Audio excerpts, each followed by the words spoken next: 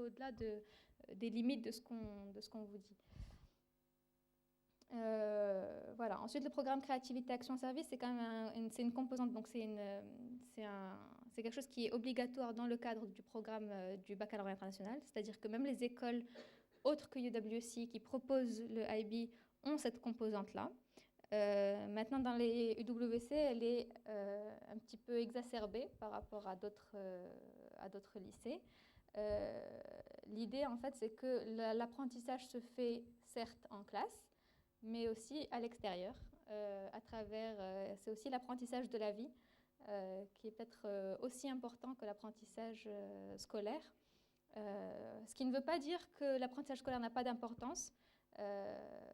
Ça veut dire que justement on encourage l'élève à trouver un équilibre et à exceller partout, pas que dans... Donc, voilà. Donc il y a une certaine rigueur académique. On attend beaucoup. Le programme de l'IB est paraît comme ça peut-être léger, mais il ne l'est pas, puisqu'il demande quand même beaucoup une réflexion approfondie, beaucoup de travail indépendant, beaucoup d'implication. Et donc, dans une certaine manière, il est plus difficile que les programmes classiques. Néanmoins, les étudiants n'étudient que le matin. Les cours n'ont lieu que le matin. Donc, à 1h, ils passent aux activités et aux services. Alors, c'est quoi les activités et les services? Donc, les activités, en fait, c'est des choses qu'ils pratiquent comme des hobbies. Qui peuvent se faire de manière régulière ou qui évoluent de semestre en semestre. Donc ça peut être du sport, de la musique, des arts, ça peut être des groupes de discussion comme Amnesty International, la Croix-Rouge, ça peut être des activités à vocation internationale, faire découvrir les coutumes d'un pays, enfin bon, ça peut être vraiment beaucoup de choses. Il y a des activités standards qui sont proposées chaque année, qui sont dirigées par les professeurs. Mais on encourage également les élèves à proposer eux-mêmes des activités qu'ils aimeraient partager avec leurs pairs. Par exemple, je ne sais pas moi, s'il y a quelqu'un qui est passionné de batterie, voilà, c'est pas commun d'avoir un cours de batterie, mais s'il estime qu'il peut y avoir un intérêt de 5-6 élèves dans le campus, on l'encourage justement à développer un programme, à dire voilà, la session 1, on va faire ça, on va apprendre ça, la session 2, on va faire ça. Et donc, il devient le leader de cette activité et il la propose pendant un semestre ou un trimestre, selon. Donc, c'est encore cet esprit d'initiative et de leadership qu'on encourage et de partage. Et ensuite, les services sont basés sur l'idée que les étudiants doivent être engagés au sein de leur communauté, qu'il ne s'agit pas juste d'être bon en classe et de savoir sortir le nez de ses bouquins, mais il faut savoir aussi se rendre utile, parce qu'on a tous finalement l'obligation de contribuer à l'environnement dans lequel on vit. Déjà, les collèges sont en général comment on dit self-sufficient, oui, enfin autogérés, autosuffisants. Donc tous les profs, les élèves habitent sur ces campus-là. Bon, il y a du personnel externe qui vient en journalier typiquement pour préparer les repas ou autres, mais il y a quand même un certain nombre de services qui sont gérés au niveau interne, comme la bibliothèque, ça peut être l'administration, ça peut être il y a des collèges qui ont des fermes et qui cultivent en fait leur propre potager, etc., leurs propres légumes. Donc tout ça, c'est des services dans lesquels on attend que les élèves prennent part. Il y a également des services externes qui sont liés à la communauté, puisqu'en fait les collèges sont établis dans des lieux où on estime qu'ils vont avoir un impact sur la communauté, sur l'environnement.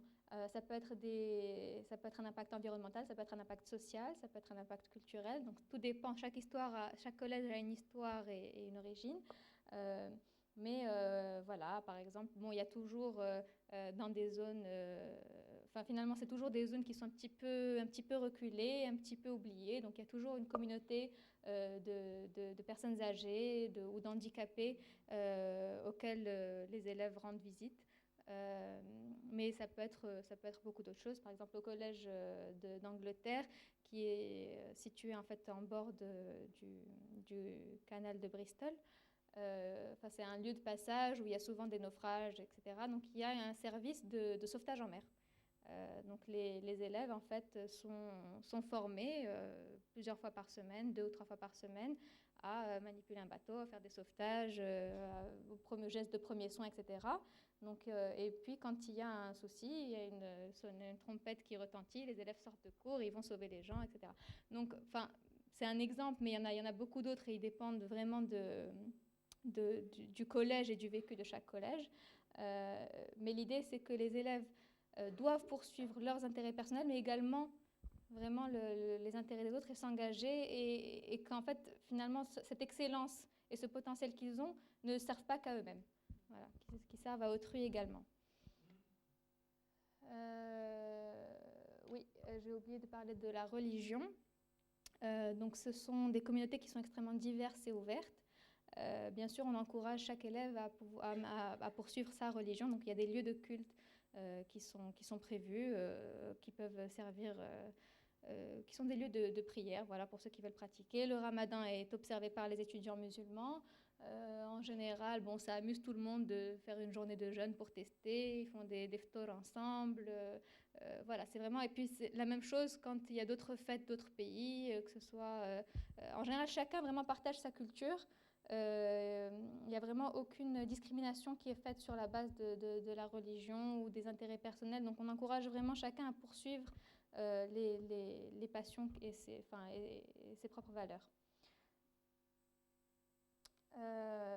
Les débouchés du bac international. Donc, je vous le disais, le IB est un programme qui est reconnu un petit peu partout dans le monde, notamment au niveau des universités anglo-saxonnes, forcément, puisque c'est un programme qui tire ses origines dans le monde anglo-saxon. Donc, que ce soit Oxford, Cambridge, Harvard, Princeton, Yale, voilà, toutes ces universités anglo-saxonnes, bien sûr, reconnaissent le IB, non seulement le reconnaissent, mais le valorisent. C'est-à-dire qu'elles estiment que c'est un programme qui est supérieur aux autres programmes, typiquement aux programmes nationaux. En Angleterre, quand vous postulez à Oxford et que vous postulez avec un IB ou que vous postulez avec un bac anglais, ils préféreront quelqu'un qui a le IB. De la même manière, quand un élève obtient donc de très bonnes notes dans les matières qu'il poursuit au niveau élevé à l'IB, ça lui donne, les universités américaines considèrent que justement il a, en général, ça lui accorde des crédits dans ces matières-là. Dans les universités américaines, ça veut dire qu'il peut qu'il peut sauter ce cours-là à l'université parce qu'ils estiment qu'il a déjà ces bases-là. C'est vrai, par exemple, quand on étudie l'économie à l'IB, le cours de microéconomie qu'on fait à l'université, finalement, c'est les mêmes acquis, donc on n'a pas besoin de le refaire. Donc voilà, maintenant vous vous dites certainement que c'est bien beau tout ça, mais quelles sont les chances que mon enfant, s'il suit UWC, intègre une université américaine aussi prestigieuse?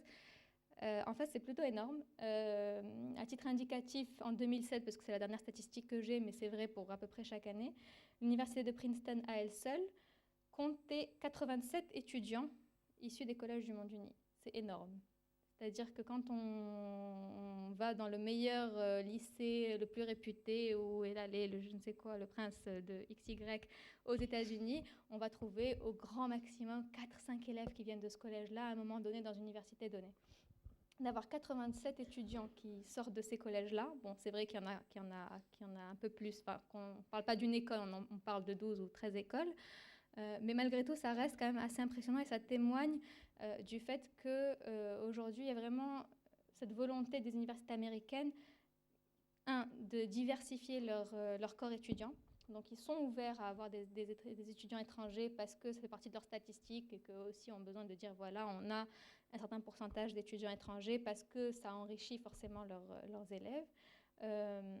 Et deux, il y a une initiative importante qui est celle de Shelby Davis, donc c'est les UWC Davis Scholars, qui en fait offre une bourse quasi systématique à tous les étudiants issus des UWC et qui intègrent une université américaine. Donc sur le site de UWC Davis Scholars, vous pouvez voir la liste de toutes les universités qui sont concernées par le programme. Elles y sont quasiment toutes. Toutes les universités américaines sont représentées. Et en fait, ce monsieur, donc Shelby Davis, est un philanthrope qui est tombé amoureux en fait, du concept UWC et qui a estimé que c'était des enfants, des étudiants hors normes qui avaient énormément d'atouts et qu'il fallait encourager, justement. Donc, c'est très bien de pouvoir de pouvoir vivre cette expérience UWC à travers le système de bourse qui est instauré. Mais après, il faut continuer après, après le bac. Et donc, lui, il a mis en place ça à l'université, c'est-à-dire que l'enfant postule aux universités américaines. Et s'il est accepté, Shelby Davis s'engage à fournir la bourse pour que l'enfant puisse suivre le cursus. Alors, il faut juste savoir que les universités américaines, la manière dont elles fonctionnent, c'est que ce sont des bourses, enfin, je parle des Ivy League, donc des universités les plus prestigieuses. C'est pas vrai pour toutes, mais bon. Elles fonctionnent en fait sur un système de besoins, c'est-à-dire qu'en fait, les bourses, comment dire, ils sélectionnent des étudiants à l'aveugle, donc ils récupèrent les dossiers et puis ils font leur classe, leur promotion idéale. Avec, je sais pas, ils ont des guidelines qui leur correspondent, donc ils veulent la moitié de filles, la moitié de garçons, des gens qui viennent de tel continent, enfin bon bref, ils font leur mix.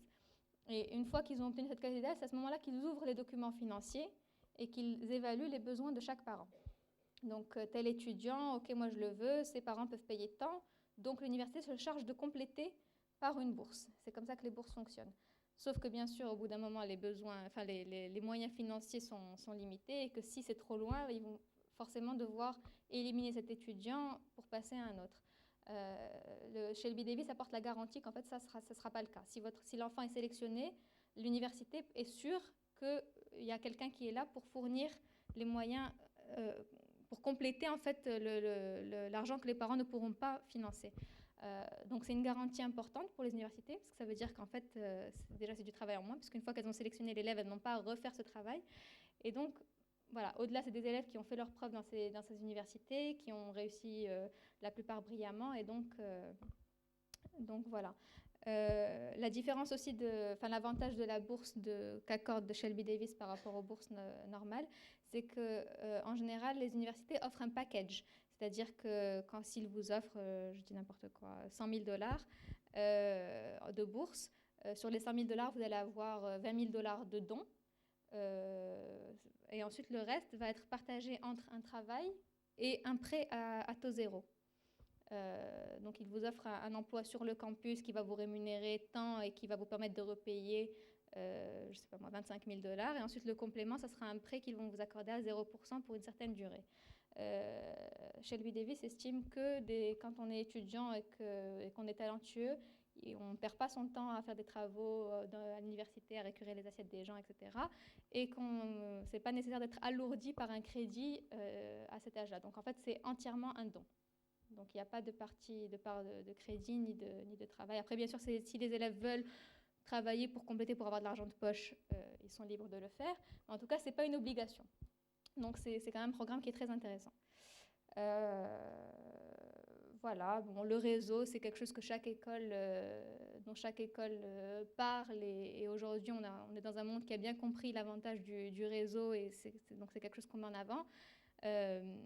C'est quelque chose dont on parle beaucoup, mais qu'on n'arrive pas forcément à palper, à comprendre. On dit oui, on fait partie d'un réseau, mais on n'en voit pas forcément les avantages.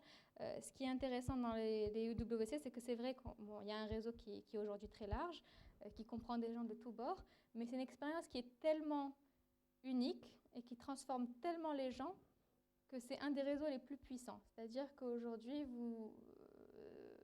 ça crée vraiment une connexion entre les gens. Et si vous sollicitez un ancien UWC et que vous êtes vous-même UWC, il se pliera en quatre pour vous aider, pour vous accueillir, pour vous guider. Vraiment, c'est un réseau qui est très puissant et qui dépasse les autres réseaux qu'on peut connaître dans la vie. Les critères de sélection. Alors, les critères de sélection, ce qu'on recherche, il y a des critères, on va dire, basiques qui sont des critères, c'est-à-dire que les candidats qui ne répondent pas à ces critères, on ne peut même pas étudier leur dossier. Donc, on vous l'a dit, ce sont des étudiants qui doivent être âgés au moins de 16 ans à la rentrée, donc ils doivent être nés en 1997 ou en 1998 pour la rentrée de septembre 2014. Je sais qu'il y a des étudiants, je ne sais pas s'il y en a parmi vous, mais il y a des étudiants qui ont manifesté leur intérêt, qui sont en 6e année ou en 5e année d'études secondaires, mais qui sont trop jeunes parce qu'ils ont sauté une classe ou autre. Malheureusement, ce ne sont pas des étudiants dont on pourra étudier les dossiers cette année, principalement pour des contraintes légales, puisque les collèges sont des campus, ils vivent en autonomie. C'est des internats, mais on va dire des internats qui sont un petit peu plus indépendants, enfin, où ils sont un peu plus indépendants que dans un internat classique. Et donc, on ne peut pas prendre la responsabilité de gérer les enfants qui sont plus jeunes que 16 ans. On estime que c'est un âge où, dans la plupart des pays, bon, il y a quand même une différence au niveau de la législation. Et donc, des élèves qui sont plus jeunes que ça, malheureusement, on n'a pas les structures pour pouvoir les accueillir. Ensuite, pour des élèves qui sont déjà en terminale, donc en dernière année, qui sont en dernière année de lycée et qui vont avoir le baccalauréat à la fin de l'année, idem, ce ne sont pas des élèves dont on pourra étudier la candidature pour plusieurs raisons. La première, c'est que déjà, en fait, le cursus qui est proposé à UWC, c'est un cursus de 2 ans, mais c'est pas 2 années distinctes. C'est comme si il faut imaginer ça comme une très longue année qui dure 2 ans. C'est-à-dire que d'une année à l'autre, on garde les mêmes, c'est une continuité, on garde les mêmes profs, les mêmes classes, on étudie les mêmes choses, les notes qu'on a eues l'année d'avant continuent de compter pour l'année d'après, etc. Donc on ne peut pas intégrer en plein milieu, voilà. Donc ça voudrait dire que ces élèves-là qui sont déjà en dernière année doivent refaire 2 ans avant de pouvoir accéder à l'université. C'est trop long, ça n'a pas d'intérêt, et en général, ce sont des enfants qui se démotivent, puisqu'il y a comment dire, c'est une expérience qui est super, il y a beaucoup de bonheur, mais il y a aussi des moments qui sont très difficiles. Et forcément, ces élèves-là se disent, bon, bah, qu'est-ce que je fais là? Après tout, j'ai déjà un bac, moi, ça y est, je peux aller à l'université là, maintenant, tout de suite. Et donc, voilà, ça perturbe un petit peu l'ambiance de travail de tout le monde. Donc, voilà, ce ne sont pas des candidatures qu'on pourra étudier. Il y a des élèves qui répondent à ces critères-là que vous allez trouver à UWC, mais souvent ce sont des élèves qui viennent de pays où le diplôme national n'est pas reconnu du tout. C'est-à-dire que c'est des pays en général africains où en fait malgré le fait qu'ils aient leur bac dans leur pays, ils peuvent faire aucune étude. Ce n'est pas le cas pour nous au Maroc. Donc voilà, on a pris le parti pris de ne pas examiner ces candidatures. Alors au-delà de ça, pour bénéficier des bourses, il faut être de nationalité marocaine, hein, puisque on envoie des ambassadeurs en fait, de ce pays dans ces collèges-là pour représenter le Maroc, et donc on ne peut pas attribuer ces bourses-là à des étudiants qui n'ont pas la nationalité. Maintenant, comme je vous le disais, on est un monde qui a beaucoup changé, qui est de plus en plus international. Et donc, forcément, on va avoir des gens qui ne rentrent pas dans toutes les cases. Il y a des gens qui sont de parents marocains, mais nés je ne sais où, etc. Donc, pour ça, UWC a mis en place une catégorie qui s'appelle le quota international. Donc, on peut étudier les candidatures de ces élèves-là, mais s'ils sont acceptés, si on estime qu'ils sont aptes à suivre ce cursus, ils ne se verront pas attribuer une bourse. C'est-à-dire que les parents devront couvrir l'ensemble des frais et ils ne pourront pas prendre les places qui sont attribuées pour le Maroc. Ce sera des places additionnelles qui vont se libérer une fois que les places nationales ont été remplies. Donc voilà, c'est ce qu'on a trouvé de mieux aujourd'hui pour être le plus juste possible et permettre l'accès à tout le monde. Ce n'est pas parfait, mais voilà, aujourd'hui, c'est comme ça que ça fonctionne. Alors, une fois qu'on a rempli ces critères-là et qu'on a postulé, comment nous on fait pour choisir? Qu'est-ce qu'on recherche exactement? On recherche des enfants qui sont mûrs, qui ont déjà la maturité suffisante de pouvoir s'auto-gérer, qui peuvent s'auto-motiver, c'est-à-dire qui travaillent indépendamment, qui n'ont pas besoin d'un parent derrière qui leur dit « Est-ce que tu as fait ton devoir de la page 34, exercice numéro 2 ?» C'est des enfants qui sont capables de vivre des épreuves et des challenges sans se démonter. Donc ça, c'est très important, puisqu'ils sont dans un environnement où ils sont quand même... Il y a un encadrement, mais ils sont fondamentalement livrés à eux-mêmes. Donc c'est un intermédiaire entre le lycée au Maroc et l'université où ils sont complètement libres. Et donc il ne s'agirait pas d'envoyer des enfants qui n'ont pas encore cette maturité-là. On recherche également un sens de la responsabilité, de la tolérance, une ouverture d'esprit, mais surtout en fait donc on recherche un profil, c'est une curiosité, une volonté de comprendre les choses, d'apprendre, de vouloir dépasser en fait les limites de ce qu'on connaît déjà aujourd'hui et de pouvoir aller au-delà et de s'interroger sur des choses et de vouloir en fait changer les choses, d'avoir cet engagement, de ne pas avoir une ambition qui est uniquement personnelle. Donc bien sûr, on peut avoir une ambition personnelle, c'est très sain et on l'encourage, mais elle ne doit pas se limiter à sa personne. Donc vraiment, on recherche des enfants qui ont envie de s'impliquer pour qu'à travers leur réussite, ils fassent réussir d'autres et qu'ils aient un impact en fait vraiment sur leur environnement. Donc c'est un profil qu'on évalue à travers différentes méthodes dont on va vous parler. Ce qui veut dire qu'en fait, on ne sélectionne pas uniquement sur les notes, on ne recherche pas que des premiers de la classe. Entre quelqu'un qui a 18 sur 20 et qui est juste passionné par ses livres et qui ne sort pas, qui ne rentre pas, qui parle à personne et qui veut juste avoir 18 sur 20, et quelqu'un qui a 16 sur 20 ou 15 sur 20, mais qui est ouvert et qui veut apprendre, qui est curieux, qui s'intéresse à beaucoup de choses, qui s'intéresse au monde, qui a une ouverture d'esprit, on va préférer cette personne-là à la personne qui a 18 sur 20. Donc c'est comme ça que se fait la sélection. Alors, il n'y a pas de barrière, il n'y a pas de niveau de note éliminatoire, si ce n'est d'avoir la moyenne. Hein, bien sûr, il faut que l'étudiant soit quand même et démontrer sa capacité à pouvoir apprendre, parce qu'il ne s'agit pas d'envoyer quelqu'un qui est en échec scolaire. Maintenant, on reconnaît qu'il y a des personnalités qui ne peuvent pas s'épanouir dans les systèmes traditionnels et qui n'arrivent pas à réaliser tout leur potentiel en fait, dans ces systèmes-là. Et que donc souvent, ils peuvent avoir des résultats qui sont en dessous de leur capacité parce que le système ne leur convient pas. Donc on essaye également d'être réceptif en fait, à ce type de candidature si on estime que le candidat a le potentiel d'exceller dans un autre système. Voilà. Au niveau de la langue, donc la connaissance de l'anglais, bien sûr, est un prérequis, un avantage, mais il n'est pas nécessaire de parler couramment. Donc en fait, comme les étudiants viennent du monde entier, il y a des niveaux d'anglais qui sont très disparates d'un pays à l'autre.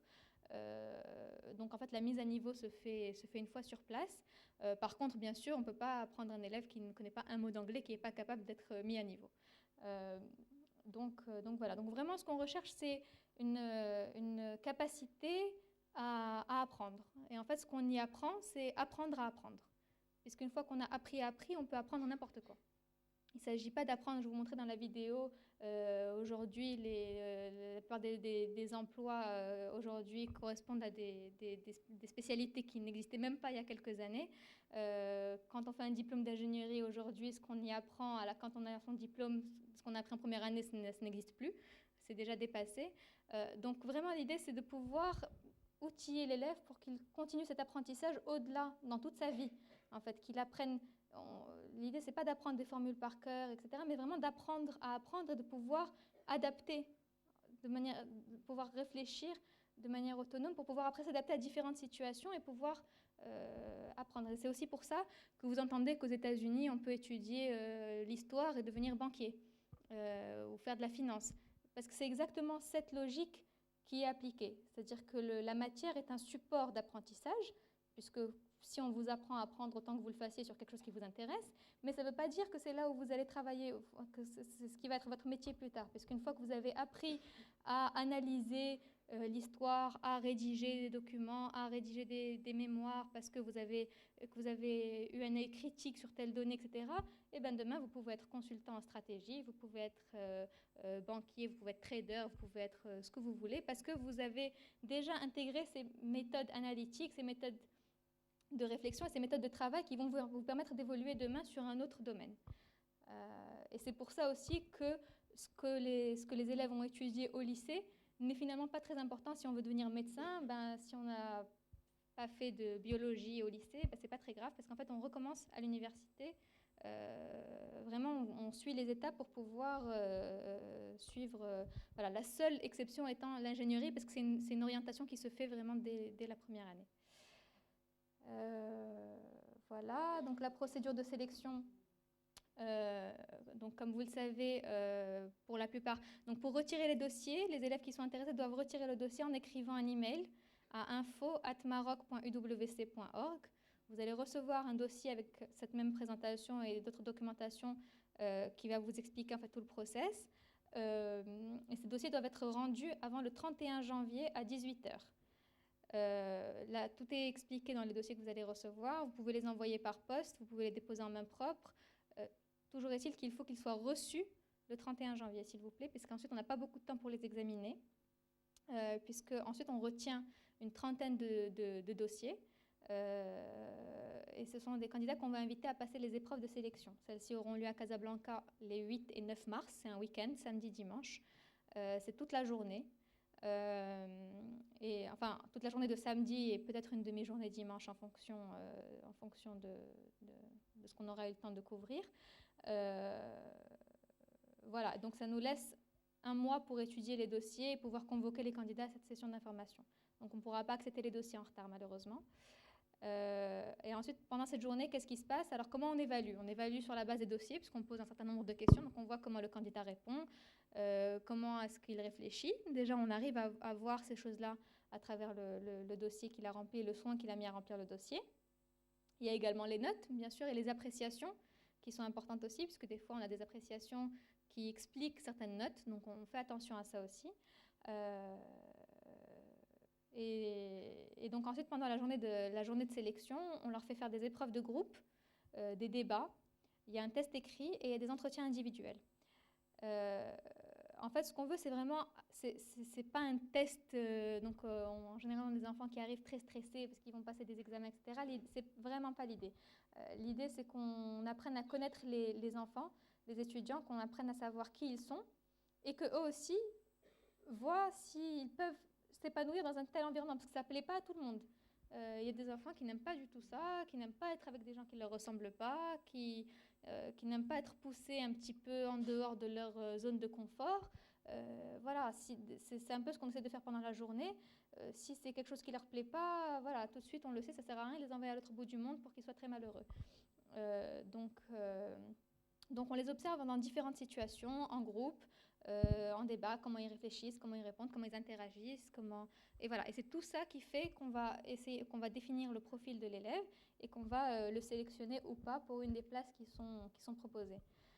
Donc ce que je vous disais, c'est que cette année, on a 5 places.